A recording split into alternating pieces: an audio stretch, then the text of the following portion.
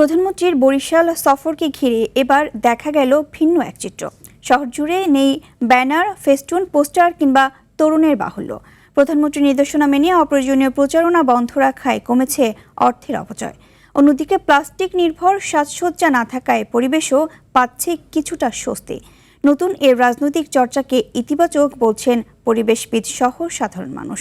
বরিশাল সংবাদদাতার পাঠানো তথ্যচিত্রে আরও জানাচ্ছেন সুলাইমান কবির। বরিশাল শহরে কোনো রাজনৈতিক কর্মসূচি মানেই নগরীর অশ্বিনী কুমার হলের সামনে ব্যানার, পোস্টার আর তোরণের ছড়াছড়ি। তবে এবারের দৃশ্যটা একেবারেই ভিন্ন। প্রধানমন্ত্রীকে স্বাগত জানিয়ে অশ্বিনী কুমার হল থেকে বিবির পুকুর, সদর রোড থেকে রাজা বাহাদুর সড়ক কিংবা চৌমাথা লেক, কোথাও নেই চিরচেনা রাজনৈতিক প্রচারণার সেই চিত্র।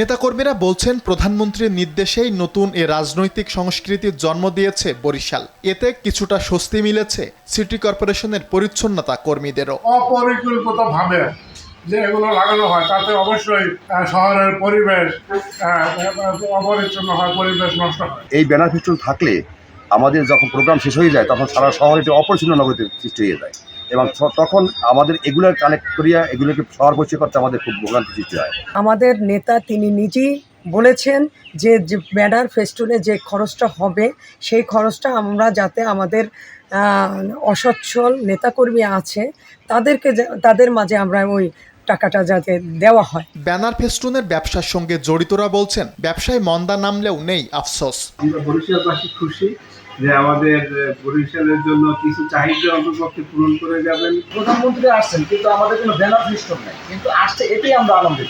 এদিকে পরিবেশবিদরা বলছেন এ ধরনের ইতিবাচক রাজনৈতিক চর্চা সামগ্রিক পরিবেশ ও প্রকৃতির জন্য আশীর্বাদ স্বরূপ। সবচেয়ে বড় আনন্দের খবর এটা যে উনি কোনো প্রচারণা চান না। তার যে একটা চিন্তাধারা যে পরিবেশকে সুন্দর রেখে জনসভা করা যায়, বাংলাদেশের জন্য একটি বড় উদাহরণ।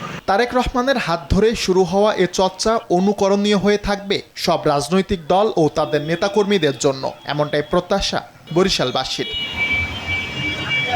সুলাইমান কবির, RTV।